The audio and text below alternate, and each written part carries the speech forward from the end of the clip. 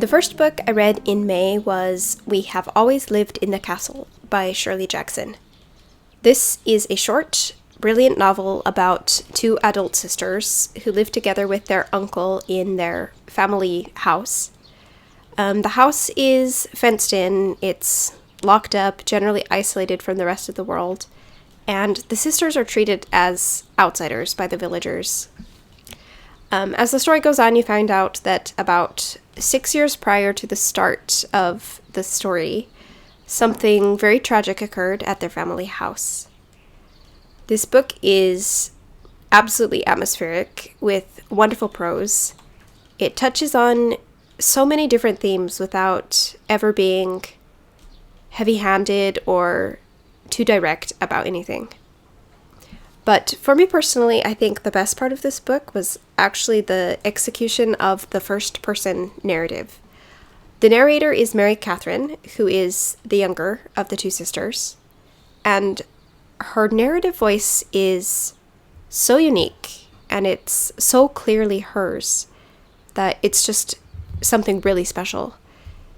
Even though Mary Cat's an adult woman, she seems very childlike, and the way she solves her problems and the way she thinks through things is so different from your typical narrator that it gives this story and this narrative its flavor, and it's so distinct and executed just so very well. I've never read a first-person narrative quite like Mary Cat, and it was absolutely fun and exciting for me to do so.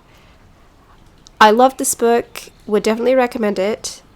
I myself would like to read more of Shirley Jackson's work. I've only read this book and The Haunting of Hill House, and then also some of her short fiction.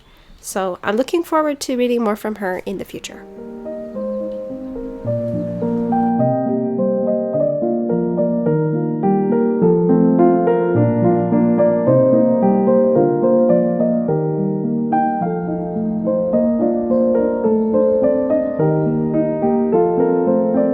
The next book I read this month coincidentally also had castle in the title. This was Lonely Castle in the Mirror, or Kagami no Kojo, or The Solitary Castle in the Mirror, which is what the English title printed on the Japanese edition is. And this book was written by Tsujimura Mizuki. I read this book in English translation because there was actually quite a wait at my local library for the original language version, and I don't actually know how to place a hold there, so I gave up and just went with the one through the Libby app. This book is a middle grade novel set in the present day with some strong elements of fantasy to it. It's about a girl named Kokoro who is in her first year of junior high, and for a certain reason, which you learn as the story goes on, she has stopped going to school. One day, while she's at home, a mirror in her bedroom starts glowing, and she's able to pass through the mirror, and on the other side is a mysterious castle. There's a small girl who always wears a wolf mask in the castle, and she seems to be in charge of the castle, and she's invited some other children as well to enter the castle. She tells them that they have until the end of the school year to find a key hidden in the castle, and if they can find the key, they may have one wish granted. They are free to go to the castle and do whatever they like there, but there are a few strict rules that they need to follow, and if they do not, then heavy consequences await them. The narrative of this story is split between the time inside the castle and Kokoro's life outside the castle. I enjoyed this book quite a bit, but there were just a couple things I found I didn't love, so I guess we'll start there. The first point is that, well, it's a bit heavy-handed in a few places. Without getting into any spoilers, I found that books that deal with the principal themes and the topics that are addressed in this book, they generally tend to be pretty heavy-handed. And so it's not really an issue of Lonely Castle in the Mirror only. It's just kind of common among these type of stories, and it's really just a minor complaint.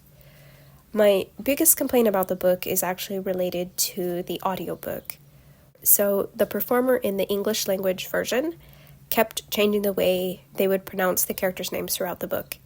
So even one sentence would end with a character's name, and then the next sentence would start with the same character's name, and the pronunciation would change in that split second between when the names were said. The narrator kept jumping between kokoro and kokoro, and even sometimes kukuro, and then another character, Subaru, was sometimes Subaru, and it was just constantly changing, and it got to be very, very irritating.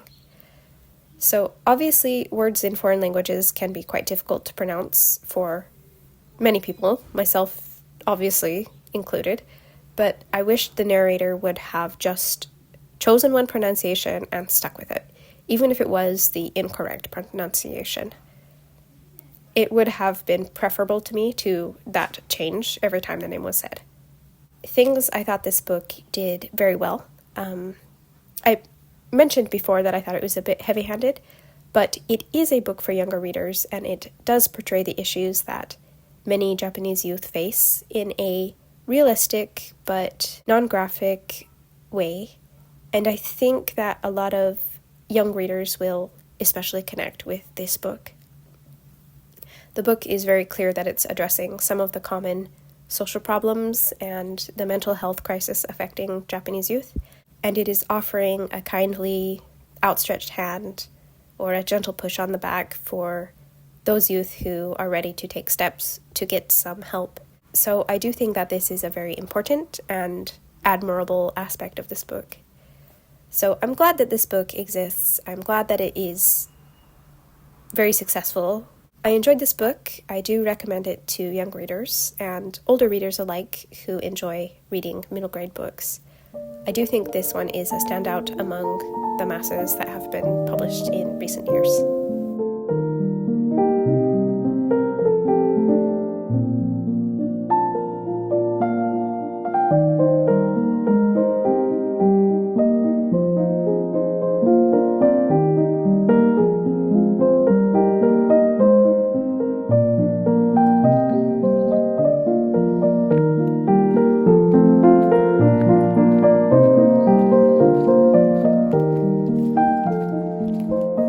The third book I finished in May was The Last Camel Died at Noon by Elizabeth Peters.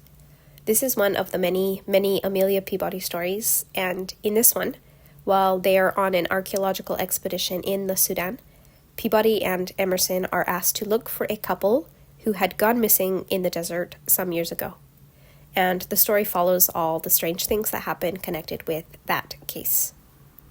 So, I read all of the Amelia Peabody books I could get my hands on as a teenager, and about a year ago, I started rereading them from the beginning in order through audiobook with Barbara Rosenblatt's narration, and I've been having such a fun time. I'm positive that I read this book, The Last Camel Died at Noon, as a teenager, but I honestly couldn't tell you a single thing about the story because I just don't remember the events that occur in these books at all. I think that most people who read the Peabody books would agree with me that the draw is less the stories, which are mildly entertaining but kind of average, and more the characters and their relationships, which are just pure fun. They're just hilarious and a delight to read.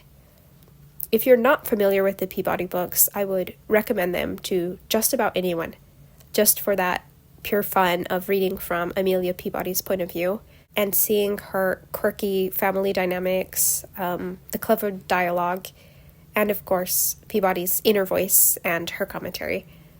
To me, this is one of the best fictional families because of their unique outlook on so many topics of life and society and their hilarious relationship dynamics. As for the story in this book in particular, it was average for a Peabody book, but because as a reader that's not what I came for, I couldn't care less. I got exactly what I came for in this book, which is the entertainment of spending time with Peabody and Emerson, so no complaints from me. I will continue on with a reread of this series, when next that Peabody itch hits me.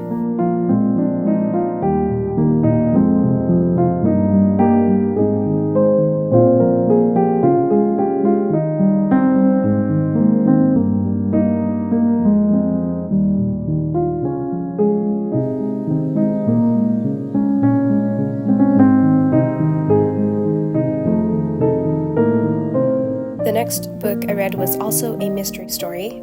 Behold, Here's Poison by Georgette Hare. This is about a family who lives with their rich uncle, and one day when they wake up, he is dead. He had some heart troubles in life, so it seems to be a normal, natural death. But one of his sisters, she insists on a post-mortem, even though the doctor is against it, and it's discovered that this man was indeed poisoned. But because of how this played out, the police aren't called in until long after the evidence at the crime scene has long been cleaned up, and it ends up being a bit of a cold trail case for them that they have on their hands. Like most of Georgette Hare's mysteries, it's an Agatha Christie-style country house mystery, but unlike Christie, it's not that hard to figure out what is going on. I usually just stop trying when I read Hare's books. She occasionally has some, I don't want to say plot holes, but some weird things like certain characters knowing information about the crime that they really, really shouldn't, which throws off the reader and is never properly explained and just makes it very confusing. And so while I didn't find a lot of that in this one, I still tend to read her books with my brain off and not to think too hard because I don't want to ruin my enjoyment of the story. Where Georgette Hare really stands out is in creating these characters that really sparkle and this incredibly witty dialogue that is just a joy to read. It's hard to describe, but the way they ping-pong the dialogue back and forth on the page it's just a delight. It's just so much fun to read, and it's more of a draw than the mystery in these books. One complaint I have is that she's also really into writing these romances where one of the parties is just completely insufferable, and that aspect ends up being pretty obnoxious to me, but otherwise I really, really enjoy her work and will be glad to read more when, again, the mood strikes.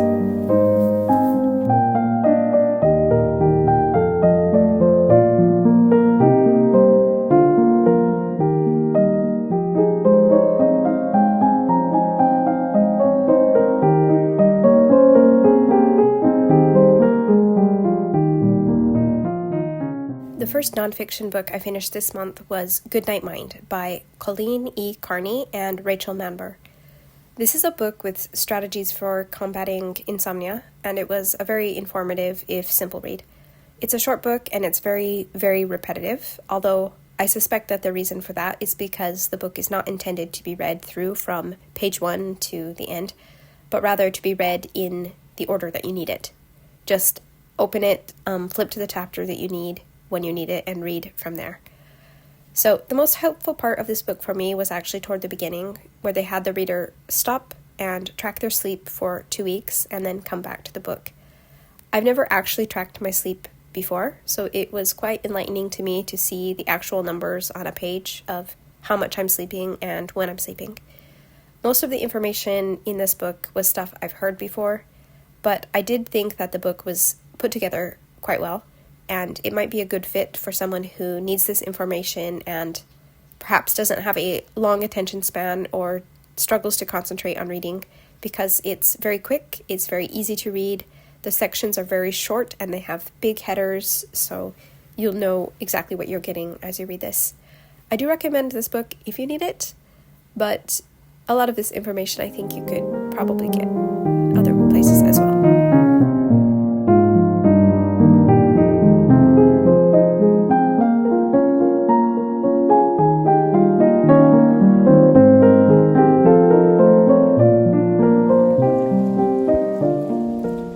I usually do one reread a month because I find that rereading is probably the most valuable reading that I do.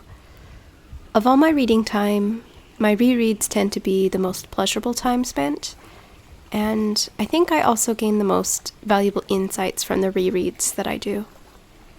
This month, I did have a plan for what I wanted to reread, but on a whim, on kind of a spur-of-the-moment decision, I picked something else.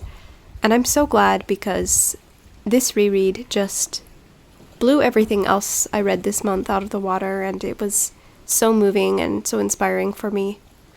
That book was The Changeling Sea by Patricia A. McKillip. Technically, structurally, thematically, this book is practically perfect and begs for close readings. I want to eventually do a dedicated video for this book because there's just so much to unpack, but I'll just keep it to the basics here in this video today. This book is a YA fantasy, and it's a YA fantasy that is so sophisticated and so masterfully written that it rivals and eclipses many, maybe even most, other fantasy novels written for children or adults. And it does it in less than 150 pages. I believe this book was first published in 1988, and this edition was reissued in 2003. This was the edition that I got my hands on as a teenager. This was a favorite book of mine in my youth. I was just so enchanted by the rich language and the melancholy fairy tale-like quality to it, and the beautiful portrayal of the world of the sea and of the seaside and of the mystery. This book is about an ordinary girl who gets caught up in an extraordinary tale.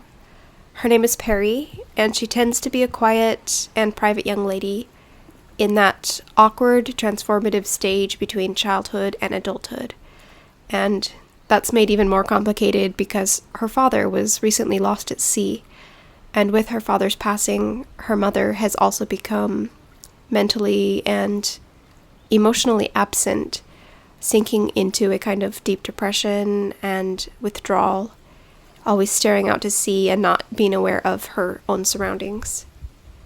Perry is understandably angry and bitter about the situation, and she has directed her feelings of hatred towards the sea. So in her younger days, Perry was shown some folk magic by an elderly woman who lived in a hut down by the sea, but although Perry had tried some stuff out in her youth, none of her spells had actually ever worked. But one day, she feels like she needs an outlet, so she decides to go ahead and try to curse the sea. She didn't really expect any results, but after that day that she hexes the sea, strange things start to happen out at sea, under the sea, and on the seashore. And Perry ends up getting caught in what is essentially a fairy tale into which she has stumbled as a key player. This is a book that holds up under multiple close readings, and I might even argue that it can be enjoyed, but it can't be fully understood or appreciated without a close reading. It's a very layered and beautifully complex book, but it's also enjoyable on a very surface level reading. The first time you read through this story, just enjoy the beauty of the language, enjoy the fairy tale aspect of it, enjoy the spell woven through McKillip's language and imagery. And the second time, examine the metaphors, the themes, the allegory, look at the function of each character in the story, watch how Perry's perspective changes the meaning of seemingly ordinary events. Then the third time and the fourth time, and every time after that, examine the specific word choice, the repeated imagery, the contrast between the characters doing mundane actions. And each time you read this book, you'll discover more of what is being said and see layer upon layer in the themes and the characters and the symbolism and writing. This is brilliant, brilliant writing.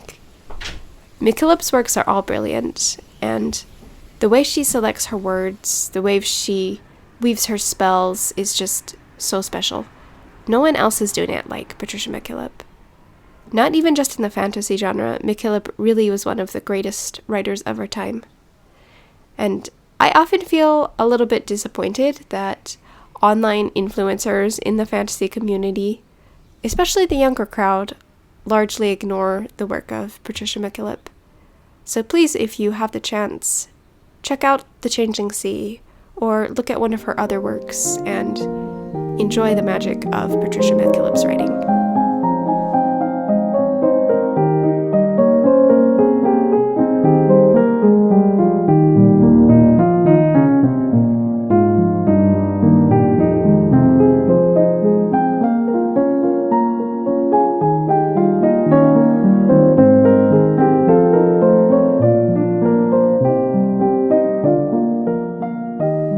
This month, I read 2 books by Jim Butcher from the Dresden Files.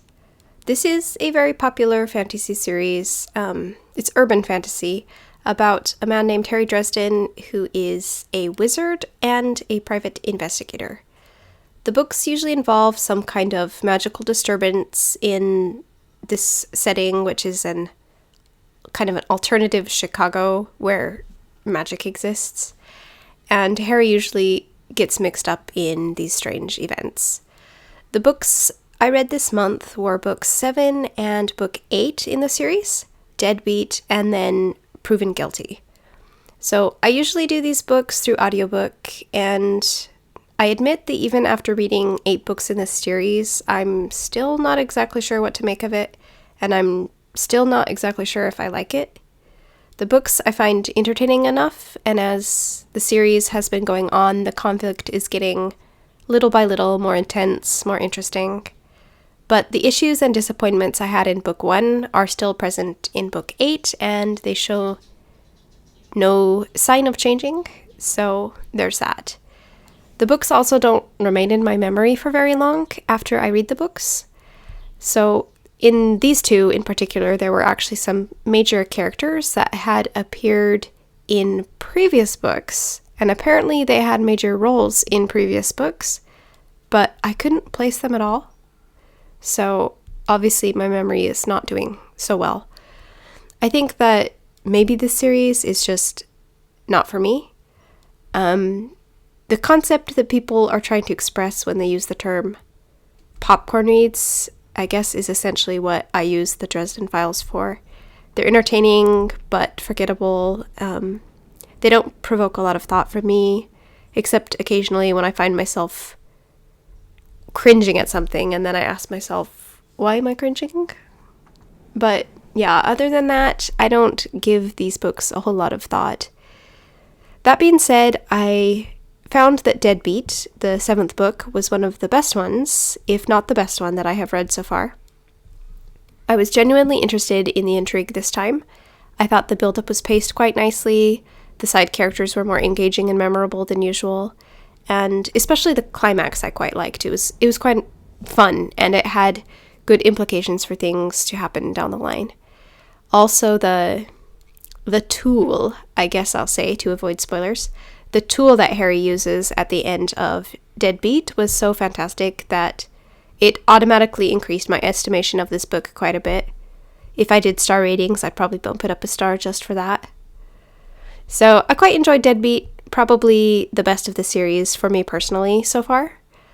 Proven Guilty, on the other hand, was a largely negative experience. I thought there were some very nice character moments, some scenes in new settings and situations that were quite creative, quite fun.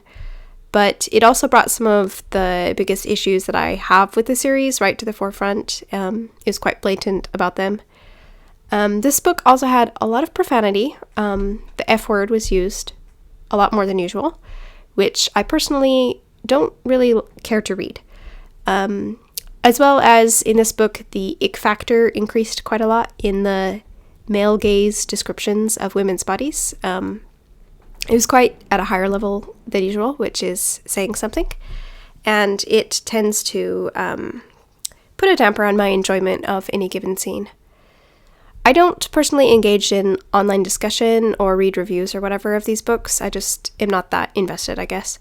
But I imagine that the scene at the end of this book involving an underage female character is probably pretty controversial, even among fans of the books. I can't imagine it would not be. The intent behind the scene seemed pretty clear and is actually quite admirable, but the mise-en-scène of the actual events was, well, especially the strange angle from which the girl is described. It was, in my opinion, in extraordinarily poor taste and executed poorly to boot. So it ended up kind of undermining some of the actual meaning behind that scene. So that scene in the book actually disgusted me, so I can't even talk. That scene in the book actually disgusted me so thoroughly that I turned off the audiobook and I couldn't keep listening. I looked up spoilers for the rest of the book, and eventually, because I knew what had happened for completion's sake, I went back and listened through again to the end.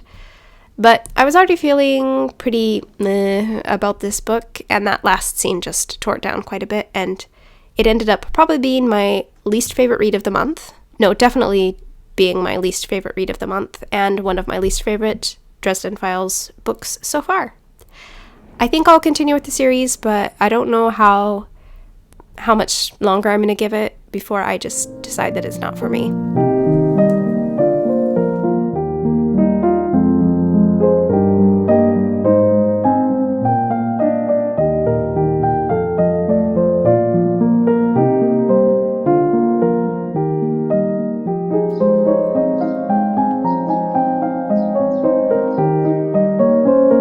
The last book I read this month was A Wizard's Guide to Defensive Baking by T. Kingfisher. T. Kingfisher's works have, so far, been a bit hit or miss with me, and this was the first one that fell right in the middle. Just okay, neither hit nor miss, just existing. It's a fun, but occasionally quite dark fantasy story for children about a girl who works in her aunt's bakery. And this girl has a magical gift for working with baked goods. She can convince dough not to burn in the oven, or make gingerbread men do tricks, or just kind of small magic like that. One day, when she walks into the bakery in the morning, she finds a dead girl who she doesn't know on the floor. And then things just continue from there into this series of exciting events in which she has to become a reluctant hero to help save her home.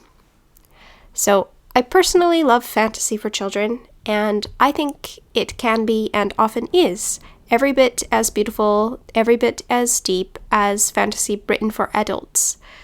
But this book was one of those books that, as I read it, I kept thinking how much more I would have enjoyed reading it if I had read it for the first time when I was, say, 11 or 12 years old. As an adult reading it, I found that the story was, of course, predictable, and the characters were a bit surface level. The characterization was kind of shallow. And the tone of the story was very strange. It was very, very serious, and then suddenly they would insert this humor right into the serious scene, and it was very jarring emotionally. It kind of felt like whiplash, and this is not really my favorite storytelling style.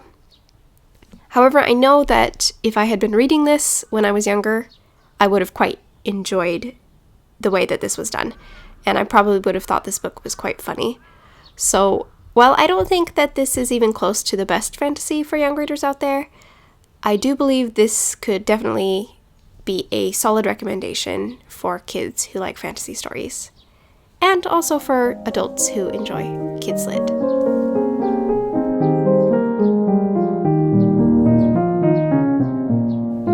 So that was all the reading that I was able to do in May. I think overall it was a pretty decent reading month. I didn't have anything that I really hated, and I had quite a few books that I enjoyed a lot. The best was definitely The Changeling Sea, and I'm looking forward to whatever I read in June. I hope to see you then. Thanks for watching.